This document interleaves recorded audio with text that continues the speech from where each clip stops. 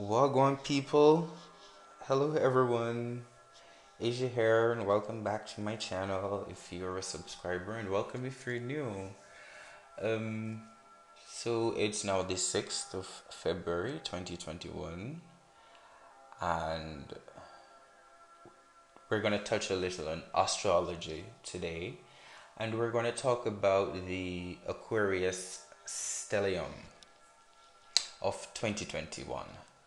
And y'all know how I like to talk about stelliums, and um, for some of you guys who have seen my video about the Capricorn conjunction or the stellium, the Neptune Jupiter conjunction in Capricorn that happened, was it this year or last year, 2020 or 2019, or some time ago it happened. And so if you've seen that video, I like to talk about stelliums. It's very interesting, I find it so. And a stellium is having four or more planets within a house on your natal chart.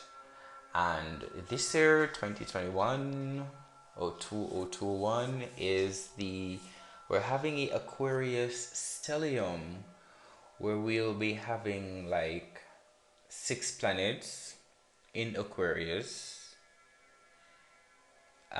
which includes the moon, and but that will be joining in on the 11th. Between the 11th and the 12th of February, the moon will be joining the other 5 planets, which are Saturn, Venus, Jupiter,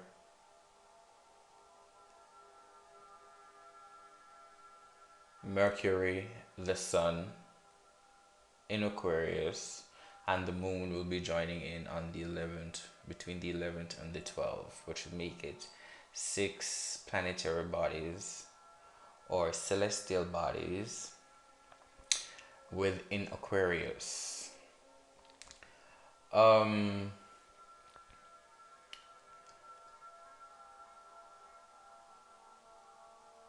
So we're gonna touch on it now. So all of this Aquarius energy will influence everyone's lives from the 1st of February until about the 18th of February.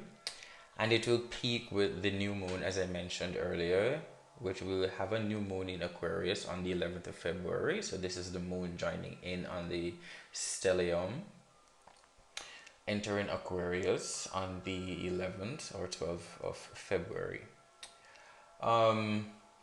So even though so many planets will be in Aquarius or are in Aquarius right now, Saturn is the star of the show. That's because Saturn is what astrologers call in its dignity in Aquarius. Its dignity in Aquarius, meaning that because Saturn is considered the ruling planet of Aquarius, its influence is particularly strong in this sign. So because Saturn, well, Uranus is the ancient ruler or the older ruler, because they say Uranus is the mother of Saturn or father of Saturn, whichever you want to be. So Uranus is the original ruler of Aquarius, but somehow Saturn was discovered afterwards and it became the new ruler of Aquarius. So by the way, all of these planets in Aquarius form a square, a 90-degree angle that brings tense energy. And with the Uranus, which is actually the true ruler or ancient ruler of Aquarius, will be in Taurus.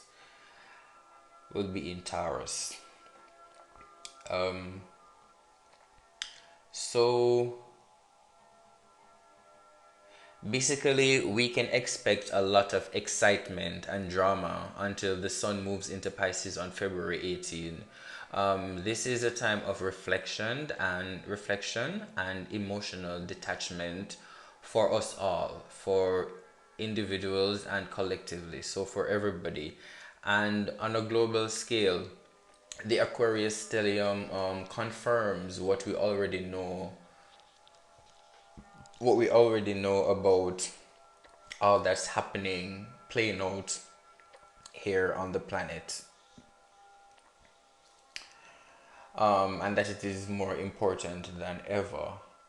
So right now we're gonna just shift a little bit to talk about some things to expect during this stellium. So if you have a Aquarius stellium in your birth chart, you're probably described as social and friendly but quirky and full of strange but fascinating ideas.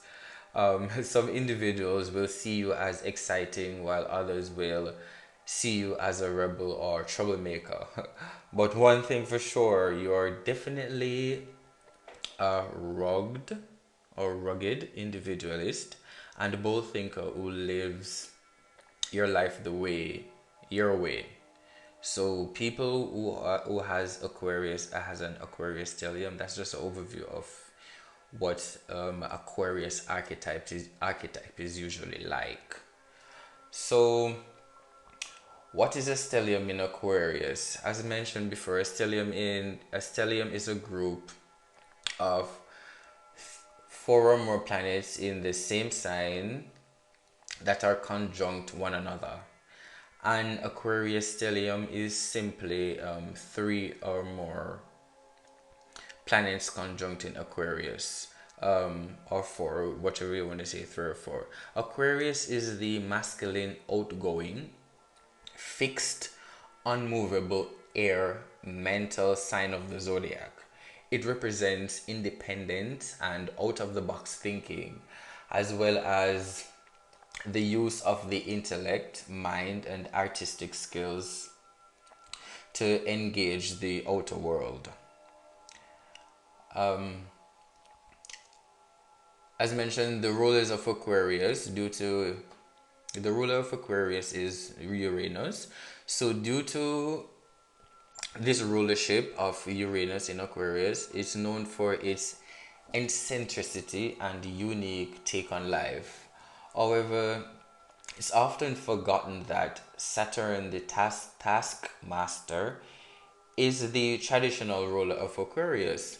Saturn gives Aquarius the hard work ethic and rational mind for which Aquarius is also known. An Aquarius stellium strongly emphasizes and exaggerates the personality traits and preoccupations of Aquarius. An individual with an Aquarius stellium,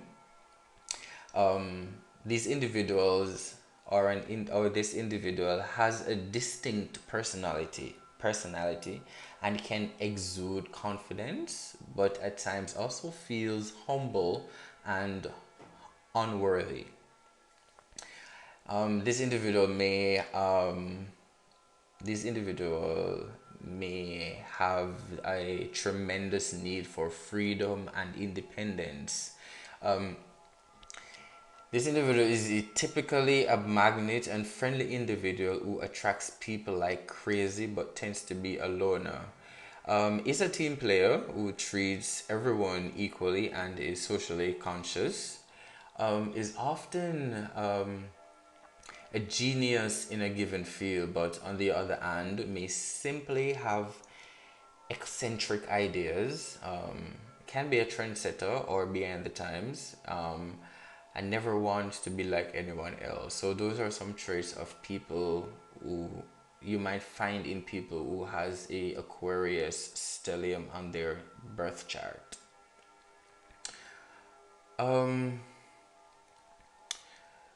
People with the Aquarius stellium or an Aquarius archetype, zodiac archetype, usually tends to have a different view of life. So those with an Aquarius stellium have a different view of life. Emotions don't cloud their clarity, and their personal feelings don't sway them. They are iconoclast with an objective and universal way of thinking, whether they're engrossed in thoughts about music, art, community, human rights, animal protection, alternative healing, business, etc. Their ideas are exceptional and inventive, but also rational and objective. So that's it's just saying that it's just giving a snippet of how people with an Aquarius stellium may view life, and it is usually out of the box and different from the normative. So we're just gonna step into some of the negatives that traits or characteristics of an Aquarius stellium. Of course, an Aquarius stellium can also exaggerate some darker traits of Aquarius, and the individual can become disconnected from their emotions and those of others, be absent minded due to the inward focus on their own ideas. They can also be un, undemonstrative. Undemonstrative. They can run away from personal drama and also be dedicated to their Aquarian mission, that they forget forget their loved ones. So those are some of the negative traits that are negative things that the people with Aquarius still they may tend to do if they're out of balance, if their energies are out of balance, or all their chakras are not in alignment. So we're just going to take a look at the hosts and planets of an Aquarius stellium. So on the zodiac wheel there are 12 houses starting from Aries straight to Pisces, Aquarius being the 11th house. And we're going to jump into houses now to talk a little bit about houses on the zodiac wheel. So the houses, same thing, where the Aquarius stellium is located will be the central focus. So the house where the Aquarius stellium is located will be the central focus. So that may be your first house, second house, third house, fifth, sixth, seventh, eighth, ninth, 10th, 11th, or 12th house. But Aquarius, if the zodiac wheel is upright or straight with the mid-even straight up, heading north, then you'll find that Aquarius will falls in the 11th house between Capricorn and Pisces. So wherever the stellium is on the natal chart, that's where the central focus will be. And there are different themes that deal with the first house. The first house is Aries, and it deals more about you, the head figure, being in control, very fiery energy, taking charge kind of energy. So, and if it's in your fourth house, I'll say this will involve more of home and family and celebration and nurturing and stuff like that. The house where Uranus and Saturn resides will tell you where the focus originated. So wherever Uranus or Saturn, or Uranus and Saturn is on your natal chart, will tell you where the focus is coming from. So for me, I have Uranus and Saturn in Sagittarius.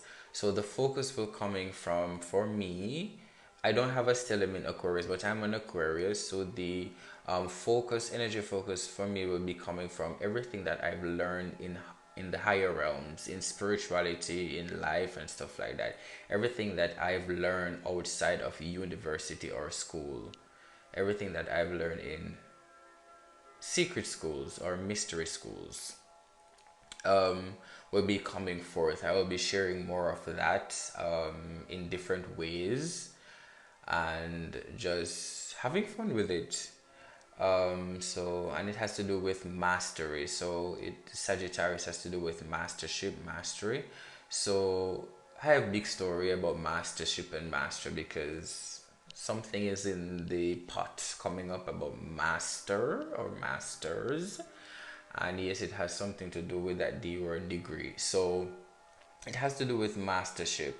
So I think for me, my process, I went through a process of mastership over the past few months. However long I hadn't made a video post on my YouTube channel.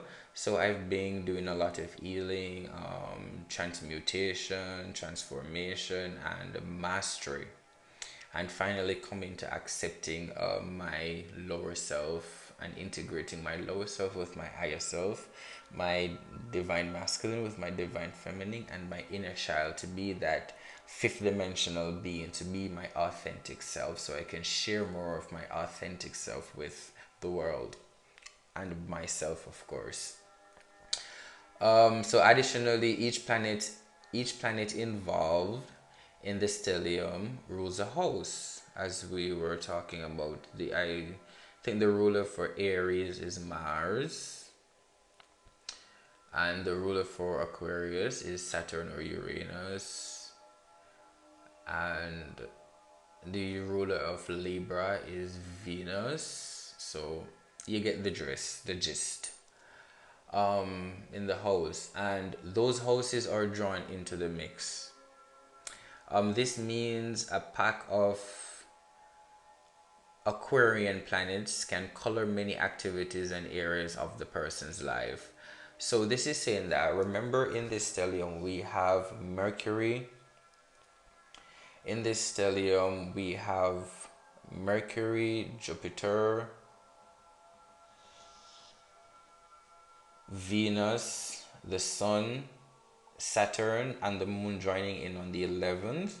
And each of those planets are celestial bodies, are rulers of a certain house on the zodiac wheel. So you need to take those houses into consideration as well. So the moon is the ruler of Scorpio. So you need to take into consideration what you having Scorpio, what celestial bodies you have or planets you having Scorpio on your natal chart. Venus is the ruler of Libra, which is the seventh house, and Scorpio is the eighth house. Libra is the seventh house. So what's taking place in the seventh house? And you have Mercury. Mercury is the ruler of one of those houses. Where's Mercury at? I don't want to say garbage. I think Mercury is the ruler of one of those, and I don't think it's Sagittarius. You have Mercury, and then you have the Sun, of course, which is the center of the wheel, which is you, and Jupiter. So you need to take into consideration, I think Jupiter is the ruler of what, Capricorn? Something of the sort. I need to refresh my astrology skills. So yeah, you need to take the houses in consideration based upon all those planets that are in the Aquarius Stellium of 2021. So guys, there you have it. I'll leave it here for now. And just so you guys know, if you're interested, I do astrologic birth charts, and I can pull up a birth chart for you, and but I'll need to have your full name and your location of birth and the time that you were born if I should generate a birth chart for you, or and I can even give you the interpretation. I can interpret it for you. So you can shoot me email at purplemercury966 at gmail.com, and we can discuss those services.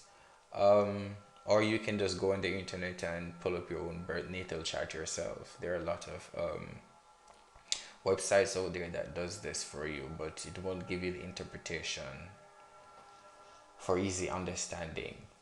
So there you go, guys. Thanks for making it to my channel. Please like, share, and subscribe if you like my content, and I'll talk to you guys soon.